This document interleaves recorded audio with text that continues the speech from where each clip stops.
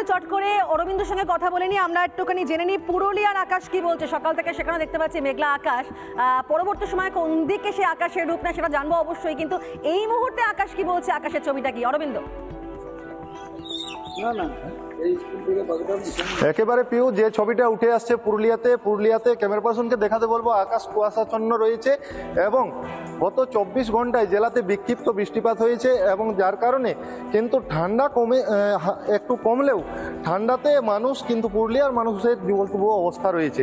এখনও আগুনের সেঁক নিচ্ছে গা গরম করার জন্য এবং তাদের যে অসুবিধার কথা তারা কিন্তু জানাচ্ছেন। অন্যদিকে দেখা যাচ্ছে যে গত 24 ঘন্টায় জেলাতে বিক্ষিপ্ত বৃষ্টিপাত হয়েছে, তবে কুয়াশাচ্ছন্ন আকাশ রয়েছে, একেবারে কুয়াশায় ঢেকে রয়েছে আকাশ, যে কারণে নিয়মিত যে যাতায়াত ব্যবস্থার জন্য যে যান চলাচল করে সেই যান চলাচল কিন্তু কিছুটা হলেও পুরুলিয়াতে ব্যাহত হয়েছে। এই সময় সকালের দিকে কুয়াশায় মেঘ ঢাকা রয়েছে এবং দেখা যাচ্ছে যে এই যে তারা আগুনের সেঁক নিচ্ছে, তারা কি বলছে, কি বলবেন, কেমন রয়েছে আজকে? খুব ঘন কুয়াশাতে একদম সামনাসামনি দেখা যাচ্ছে না কিছু, যাতায়াতের খুব অসুবিধা।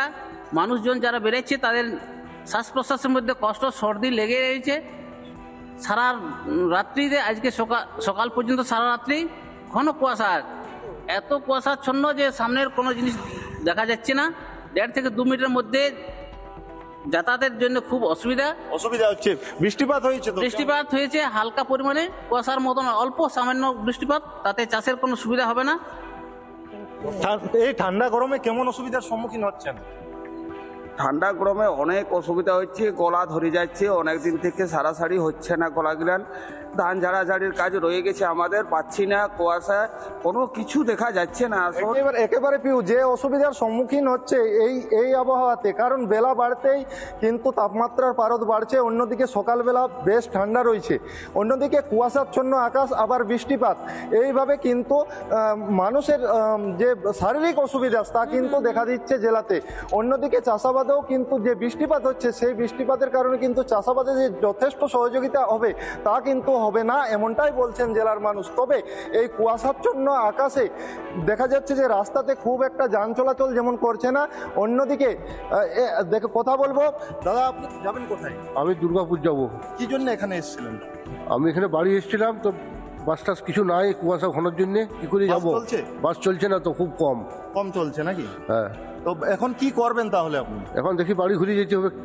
একেবারে পিউষ সেই অবস্থাটাই জেলার বিভিন্ন প্রান্তে কিন্তু দেখা যাচ্ছে যে কুয়াশাচ্ছন্ন আকাশ থাকার জন্য বিভিন্ন যান চলাচল যে স্বাভাবিক যান চলাচল যে আকাশ, সেটা আমরাও ছবি দেখে বুঝতে পারছি তোমার মাধ্যমে। সকাল 7টা বেজে গেছে, এখনো পর্যন্ত কুয়াশা যথেষ্ট দাপট রয়েছে। তুমি থাকো আমাদের সঙ্গে।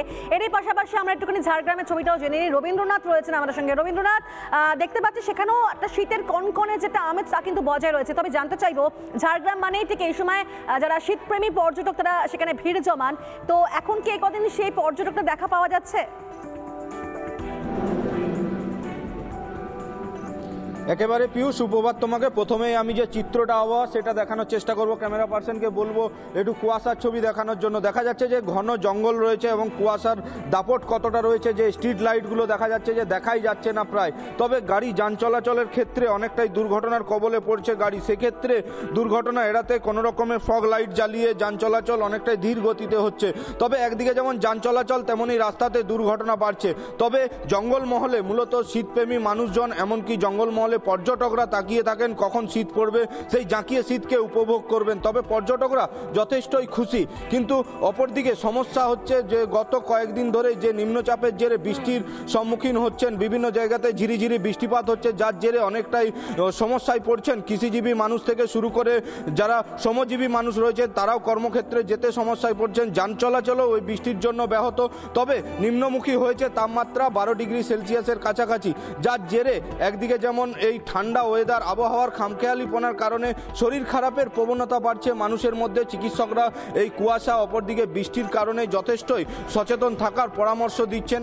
অপরদিকে পর্যটকরা জঙ্গলমহলের বিভিন্ন হোটেলগুলিতে ইতিমধ্যে পর্যটকরা এসে পৌঁছেছেন। তবে যে একটা সুখবর রয়েছে, এই আবহাওয়া কাটার পরেই যে শীতের টেম্পারেচার অনেকটাই নিম্নমুখী হবে, তাতে পর্যটকরা বিভিন্ন পর্যটন কেন্দ্রগুলিতে ভিড় জমাতে শুরু করবেন।